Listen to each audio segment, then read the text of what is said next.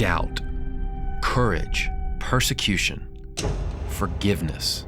This is the story of how God is using one young man, touched by the ministry of leading the way, to transform an entire region for Christ.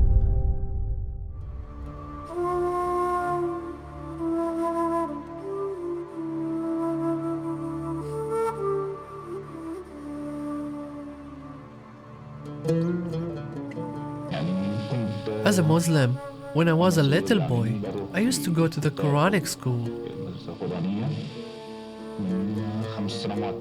From age 5 until I became 20, which means I spent 14 years. After this time, I was approved and passed the test of memorizing the entire Quran.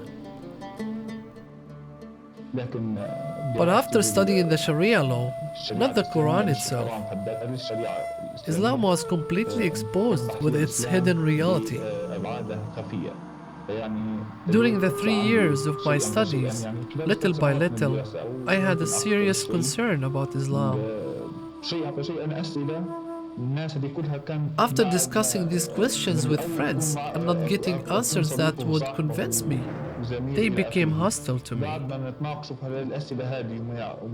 They told me there is a verse in the Quran that urges Muslims not to seek answers to questions about some things, as it may hurt them if they know the answers.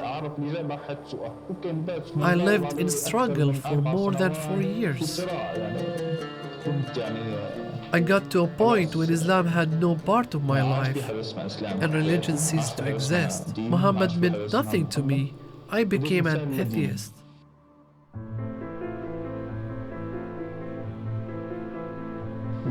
By mere accident, when I was in my home country, I was navigating TV channels to find something entertaining until I got to the Kingdom Sat TV channel, which was showing a song.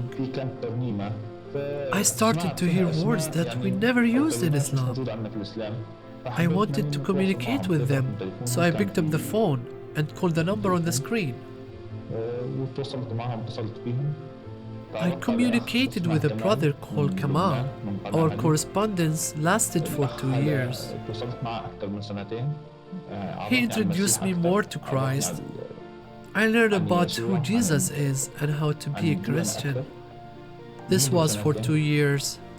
After that, I corresponded with them again until they introduced me to a Christian brother from the Kingdom Sat who had a friend with him.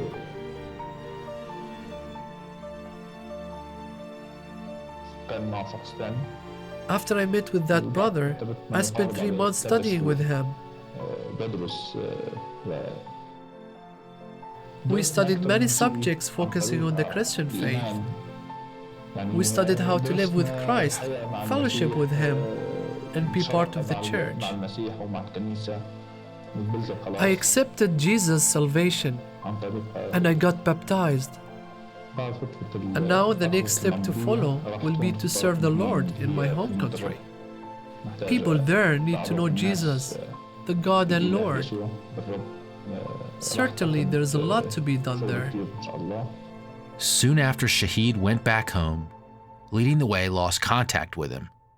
After 2 months of silence, we learned that Shahid's own father, angered by his Christian conversion, had reported him to the government.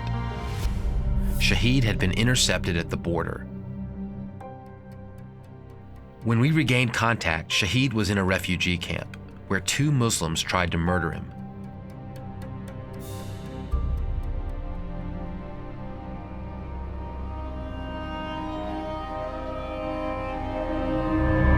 But the Lord saved him twice. Shahid shared why the Muslims wanted to kill him so badly. I couldn't keep my mouth shut. I had to share Jesus with others.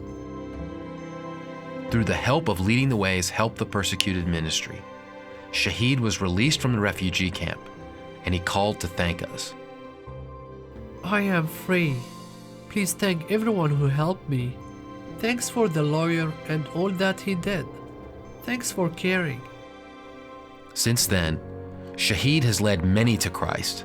He is baptizing Muslim converts. He is helping our team follow up with listeners in the Muslim world. he is connecting Leading the Way with other persecuted Christians to help them. And he has planted churches across North Africa and Europe after only 2 years of being a Christian.